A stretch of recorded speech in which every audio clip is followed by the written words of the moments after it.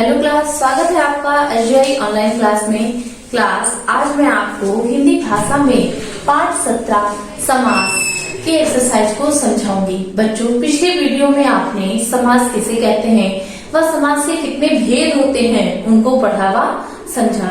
तो इस चैप्टर की सबसे पहली एक्सरसाइज है बच्चों, खा नंबर पे दी हुई है। का में मौखिक प्रश्न है, खा नंबर पे एक्सरसाइज दी हुई है कि उचित विकल्प पर सही का चिन्ह लगाएं।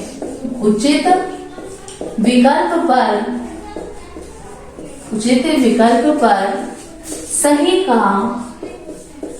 सही का चिन्ह लगाएं।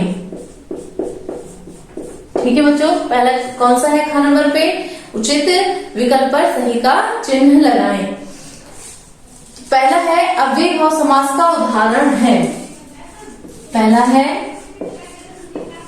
अव्ययी भाव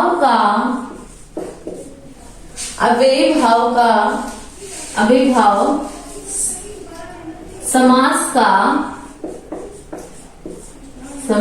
का उदाहरण है।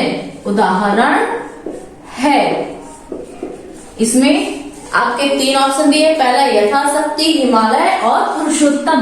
पहला है यथाशक्ति,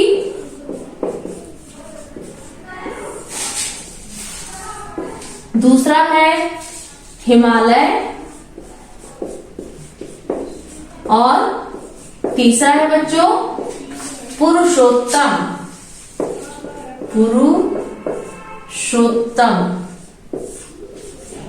तो इसका सही आंसर क्या होगा? अव्ययी भाव का समास का उदाहरण कौन सा है बच्चों? यथाशक्ति, हिमालय या पुरुषोत्तम। इसका सही आंसर है आपका यथाशक्ति। दूसरा इसमें है समास के भेद होते हैं।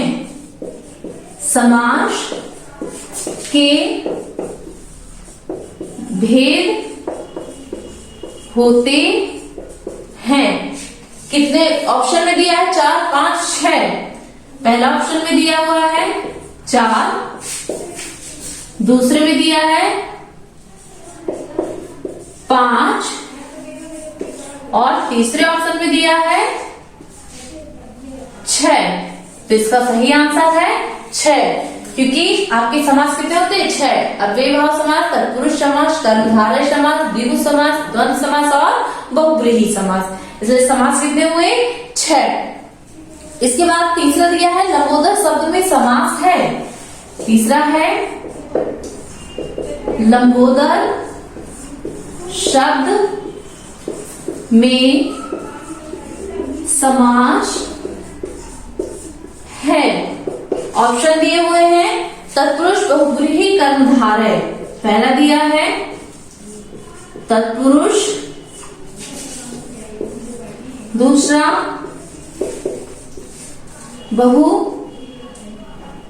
बहुब्रीहि और तीसरा दिया है कर्मधारय। तो बच्चों, लंबोदर किसे कहते हैं? लंबा है जिसका उदर, अर्थात भगवान गणेश जी। तो इसमें कौन सा सही होगा? तत्पुरुष, बहुब्रीहि, कर्मधारय। तो इसका सही आंसर होगा बहुब्रीहि समास। इसके बाद बच्चों आपकी नेक्स्ट एक्सरसाइज है गा नंबर की, उसे देखिए। गा नंबर की एक्सरसाइज है निम्नलिखित समस्त पदों का निम्नलिखित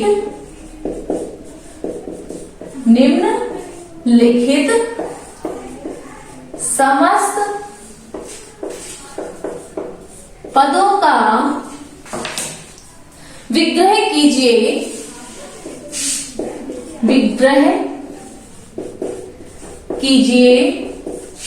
तथा समास का नाम लिखिए। गा नंबर पे क्या है बच्चों? कि निम्नलिखित समस्त पदों का विग्रह कीजिए तथा समास का नाम लिखिए। तो सबसे पहला इसमें दिया हुआ है विद्यालय।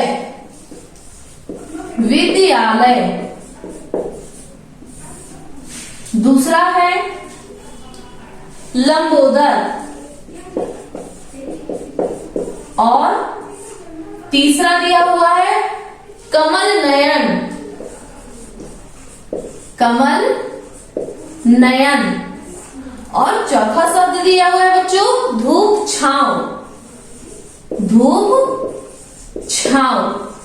तो सबसे पहले हम इसका क्या करेंगे, समास विग्रह करेंगे और फिर उसके बाद इसके समास का नाम बताएंगे।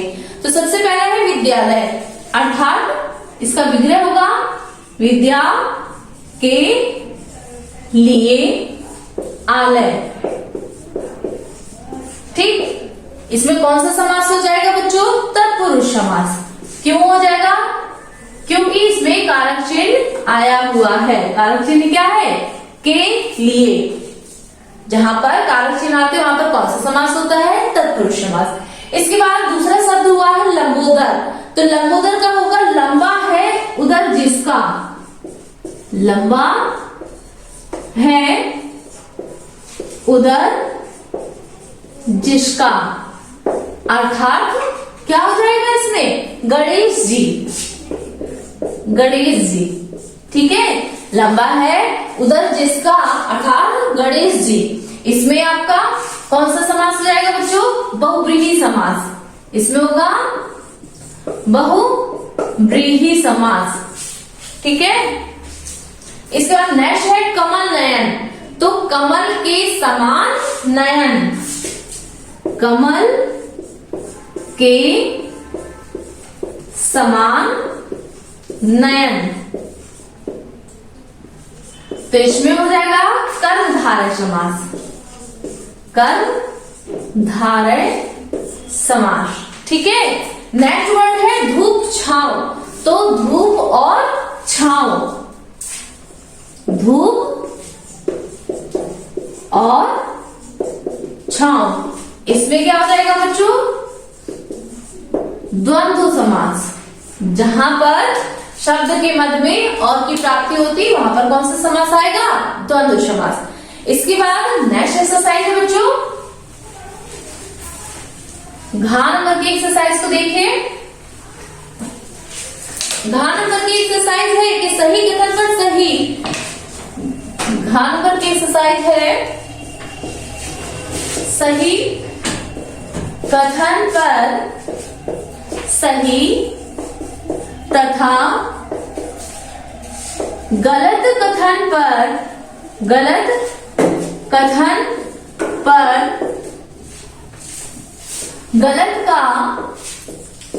गलत का चिन्ह लगाइए।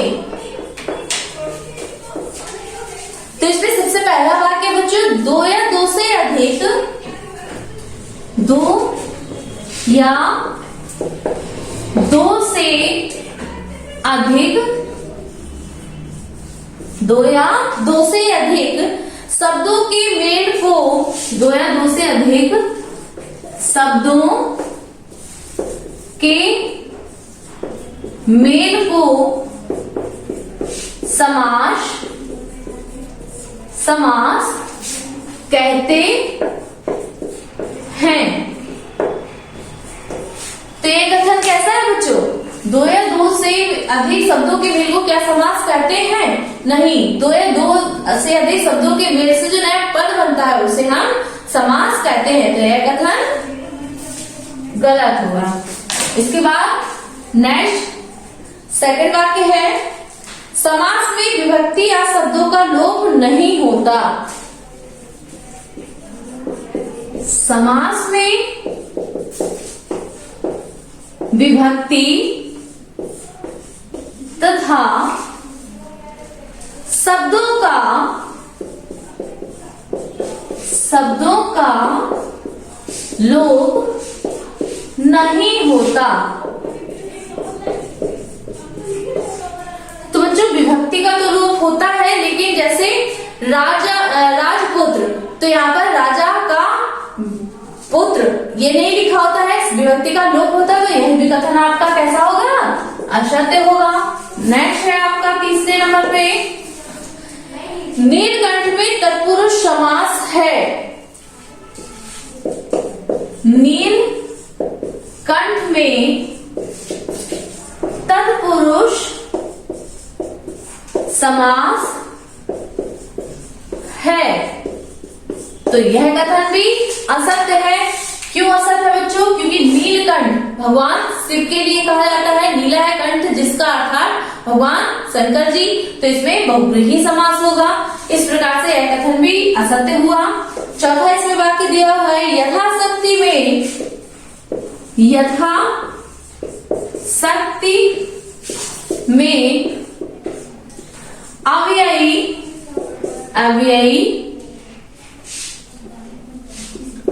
अव्ययी भाव समास है।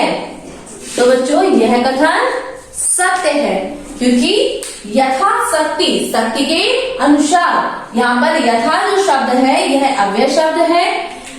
तो जहां पर जिन मूल शब्द के आगे अव्यय शब्द जुड़ा होता है वहां पर अव्यय भाव समास होता है। तो बच्चों इस प्रकार से ये आपकी एक्सरसाइज पूरी होती है। आगे मैं आपको अगली कक्षा में मुहावरे तथा लोकोक्तियां समझाऊंगी। तो बच्चों आज के लिए इतना काफी है। आप सभी का दिन मंगलमय हो।